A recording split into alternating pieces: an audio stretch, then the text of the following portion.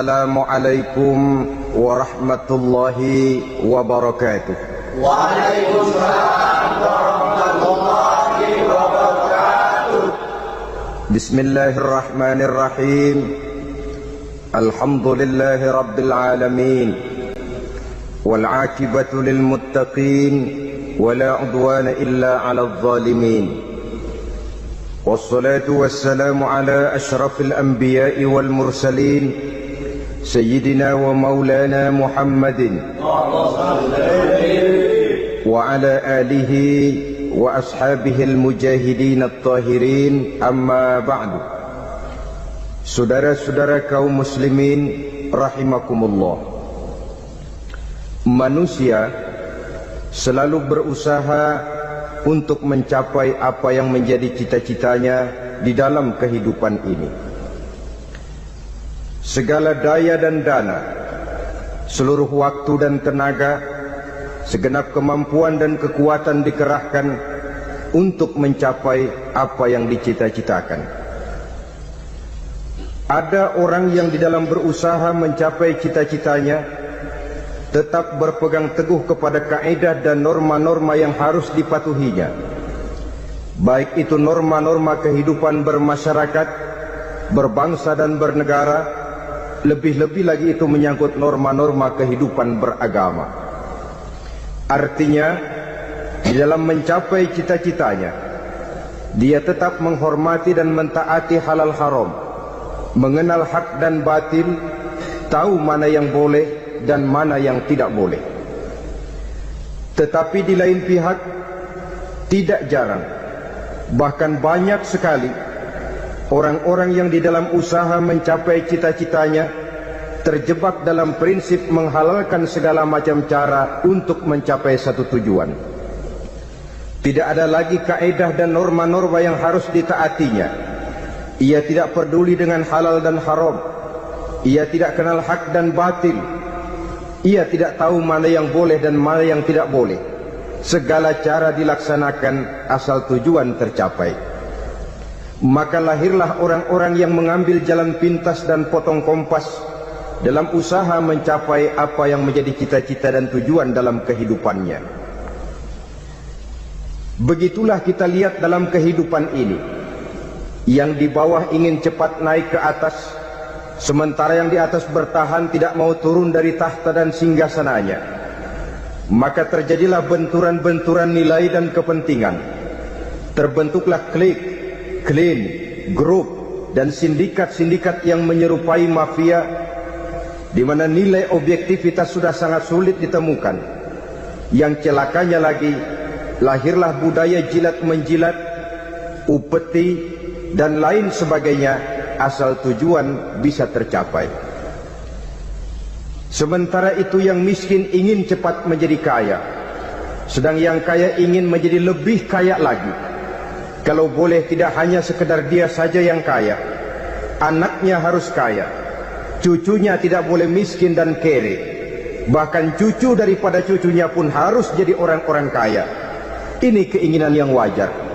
Setiap orang tua tentu tidak ingin meninggalkan anak cucunya dalam keadaan miskin dan terlunta-lunta. Yang tidak wajar kalau keinginan itu membuat orang lalu menghalalkan segala macam cara, menyalahgunakan fasilitas yang dimilikinya, apalagi kalau dia berada dalam satu posisi di mana seharusnya dia memberikan contoh dan keteladanan. Maka akibatnya timbullah krisis wibawa, yang dari krisis wibawa ini mengendorlah disiplin.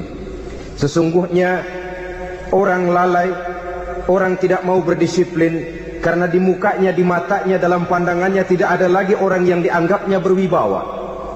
Dan wibawa itu hilang oleh karena orang merasa tidak ada keteladanan yang patut dijadikan contoh dalam kehidupannya. Inilah sesuatu yang kurang dirasakan di zaman kita sekarang ini. Bukan kurangnya teori, bukan kurangnya segala macam kaedah dan dalil, tetapi yang kita rasakan sekarang ini kurangnya contoh dan keteladanan dari orang-orang yang seharusnya memberikan contoh dan keteladanan itu. Berangkat dari sejarah dan kehidupan Rasulullah sallallahu alaihi wasallam, keberhasilan yang beliau peroleh salah satu dasar utamanya ialah satunya kata dan perbuatan. Tidak bermental ganda, tidak bermain minyak di atas air, tidak menggunting dalam lipatan. Lidahnya adalah hatinya, ucapannya adalah perbuatannya, dan apa yang beliau ajarkan kepada orang lain, beliaulah pelaksana pertamanya. Saudara-saudara kaum muslimin rahimakumullah.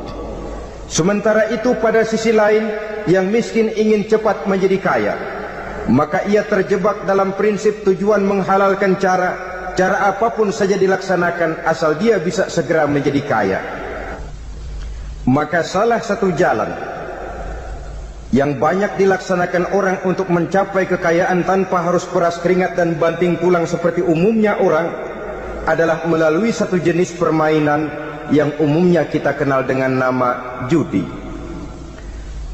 Ada dua bentuk dan pola daripada judi.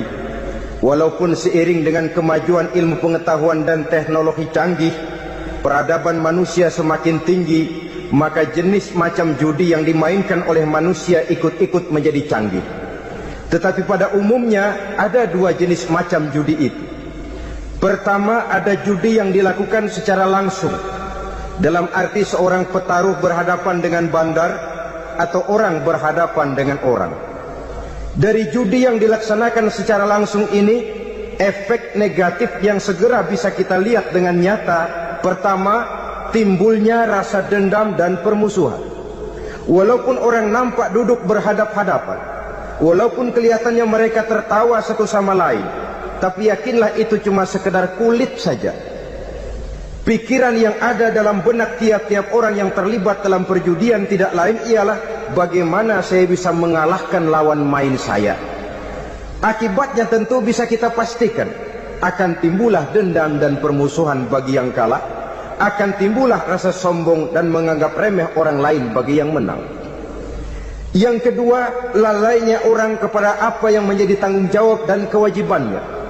Orang bisa lupa kepada anak dan istri. Kalau kepada anak dan istri saja sudah bisa lupa, apalagi kepada yang lain, sebab anak dan istri memang merupakan bagian daripada kehidupan kita. Konon lagi saudara, konon lagi keluarga yang lain, anak istri saja bisa terlupakan oleh penyakit dan permainan yang bernama judi ini. Yang ketiga, hilangnya rasa sayang kepada harta.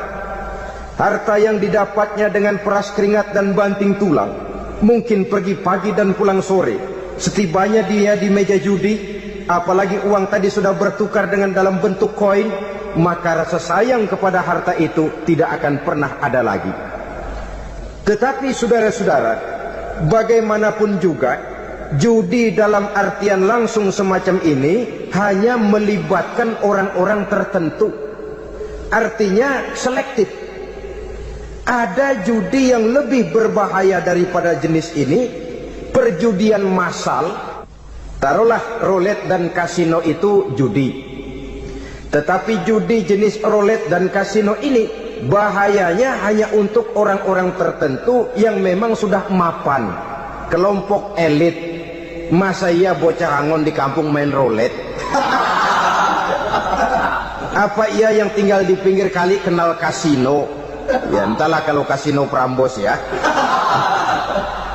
Dari judi massal semacam ini lahirlah penyakit yang dinamakan tulul amal. Tulul amal, orang yang terlalu panjang angan-angan. Bukan tidak boleh orang bercita-cita, sebab cita-cita itu perlu. Katanya manusia tidak makan masih bisa hidup 1 bulan lebih. Manusia tidak minum masih bisa hidup 3 hari lebih. Tapi manusia tidak punya cita-cita 1 jam pun dia tidak akan bisa hidup. Karena faktor yang membuat kita bergairah menghadapi kehidupan, faktor yang mendorong kita untuk tetap berusaha dan tegar menghadapi resiko, karena adanya cita-cita di dalam kehidupan kita. Tetapi cita-cita tanpa direalisir dengan usaha, cita-cita yang tidak berangkat dari kemampuan yang ada, pada akhirnya hanya akan merupakan cita-cita yang mengawang, tidak akan terwujud dalam kenyataan, dan akan membentuk manusia menjadi orang yang tulul amal, panjang angan-angan, terlalu muluk keinginan, tidak berangkat dari kemampuan dan kesanggupan yang ada pada dirinya sendiri. Maka penyakit inilah yang telah menghasilkan dan melahirkan penghayal-penghayal kelas berat, tukang-tukang lamun kelas tinggi yang hidup di angkasa luar. Dan sejarah belum pernah mencatat ada orang menjadi kaya karena judi, itu belum pernah. Saudara lihat saja orang kaya yang namanya Adnan Khashoggi, orang kaya yang namanya Henry Ford, orang kaya yang namanya Aristotle Onassis, orang kaya yang namanya David Rockefeller. Itu seluruhnya menjadi kaya bukan karena mereka terlibat dalam perjudian, tapi karena kerja keras, peras keringat, banting tulang.